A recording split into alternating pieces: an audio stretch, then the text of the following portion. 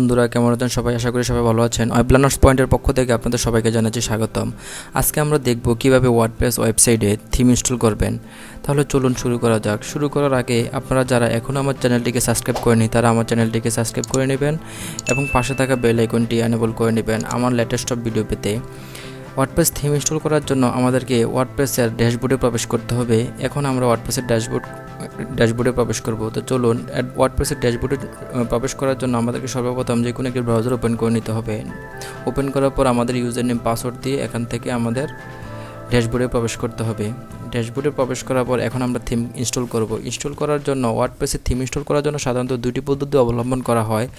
এখন আমি আপনাদেরকে প্রথম পদ্ধতিটি দেখাবো। প্রথম পদ্ধতিটি দেখানোর জন্য আপনার সর্বপ্রথম এখান থেকে মেনু বারে আসার পরে এই মেনু বার থেকে থিমসে ক্লিক করবেন। ক্লিক করার পরে এখানে চলে আসবেন। এখানে আসার পরে এই যে অ্যাড নিউ এই বাটনে ক্লিক করবেন।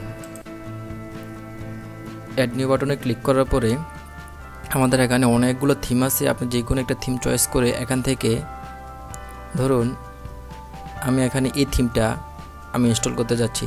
এখন এই থিমটাকে ইনস্টল করার জন্য সর্বপ্রথম আমাদেরকে এই থিমের ইনস্টল বাটনে ক্লিক করতে হবে।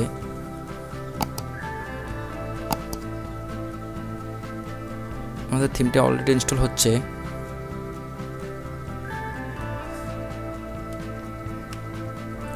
আমাদের থিমটা ইনস্টল হয়ে যাওয়ার পরে এখান থেকে আমাদের থিমটাকে অ্যাক্টিভ করে নেব। অ্যাক্টিভ করার পর দেখুন আমাদের সাইটটা একটু ভিজিট করে আসি। সাইটটা আমি এখানে রিলোড দিলাম। রিলোড দেওয়ার পরে দেখেন আমাদের থিমটা এখানে অলরেডি ইনস্টল হয়ে গেছে। এখন আমাদের এরকম দেখাচ্ছে কারণ আমরা এখানে কোনো প্রকার পোস্ট এখনও করি নাই। তো এটা হচ্ছে প্রথম পদ্ধতিতে থিমটাকে কীভাবে ইনস্টল করবেন সেটা হচ্ছে আমি এখন দেখালাম। এখন চলুন আমরা দ্বিতীয় পদ্ধতিতে দেখি থিমটাকে কীভাবে ইনস্টল করবেন।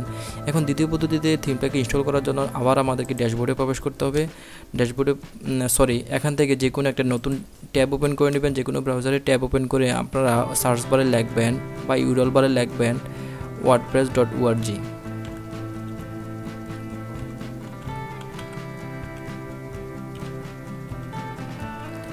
লেখার পরে দেন এন্টার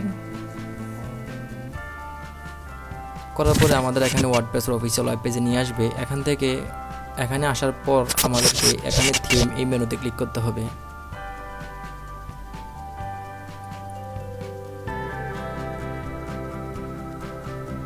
করার পরে আপনারা আপনাদের পছন্দ মতো এখান থেকে যে কোনো যে থিমটা আপনারা ইনস্টল করতে চাচ্ছেন সেই থিমটা আপনারা এখান থেকে চয়েস করে নেবেন। ধরুন আমি এখানে যাচ্ছি যে এই থিমটাকে আমি ইনস্টল করতে, তো এখান থেকে আমি আগে থিমটাকে ডাউনলোড করে নেব।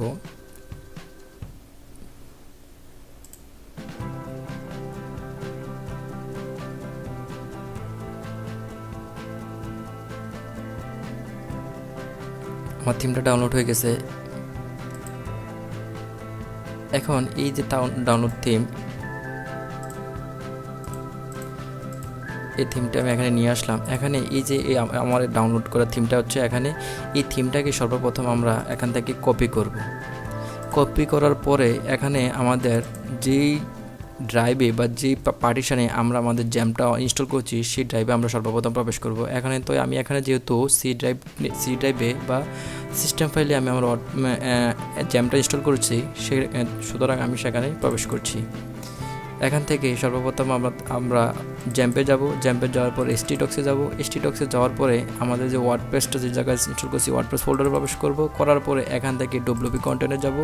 ডব্লিউপি কন্টেন্টে যাওয়ার পর দেখুন এখানে থিম নামে একটা ফোল্ডার আছে, এই থিমে প্রবেশ করব। করার পরে এখানে এসে যেই ফাইলটা আমরা আরেকটু আগে ডাউনলোড করছি এবং কপি করেছি সেখানে সেই ফাইলটা এখানে এসে পেস্ট করে দেব। পেস্ট করার পরে এই ফাইলটা আমাদেরকে এক্সট্রাক্ট করে নিতে হবে। এখন আমি এখান থেকে এক্সট্রাক্ট করে নিচ্ছি। করার পর দেখেন আমাদের ফাইলটা একটা ফোল্ডার এখানে বেশি আছে, তো এই ফোল্ডারটা আমি এখান থেকে কাট করে আমি এখানে এসে পেস্ট করে দিচ্ছি। আর বাকি যে ফোল্ডারগুলো আছে এগুলো আমি এখান থেকে ডিলিট করে দিচ্ছি।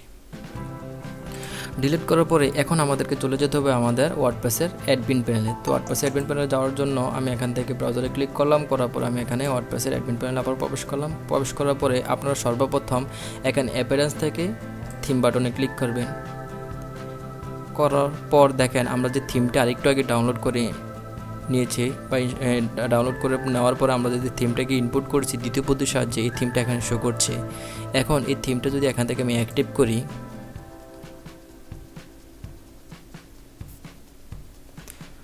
তাহলে দেখেন এখান থেকে আমাদের থিমটা অ্যাক্টিভ হয়ে গেছে। এখন যদি আমাদের ওয়েবসাইটের ভিউটা দেখে আসি তাহলে দেখবেন আমাদের এই নতুন থিমটা আমাদের এখান থেকে ইনস্টল হয়ে গেছে। এই যে দেখুন আমাদের নতুন থিমটা এখান থেকে ইনস্টল হয়ে গেছে।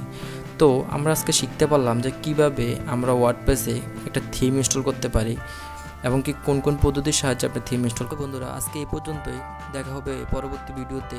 সেই পর্যন্ত সবাই ভালো থাকবেন। আর আমার চ্যানেলটিকে যারা এখনও সাবস্ক্রাইব করেনি তারা অবশ্যই সাবস্ক্রাইব করে নেবেন, আর যারা অলরেডি সাবস্ক্রাইব করে নিয়েছেন তাদেরকে অসংখ্য ধন্যবাদ। সবাই ভালো থাকবেন, সুস্থ থাকবেন সেই কামনায় ধন্যবাদ।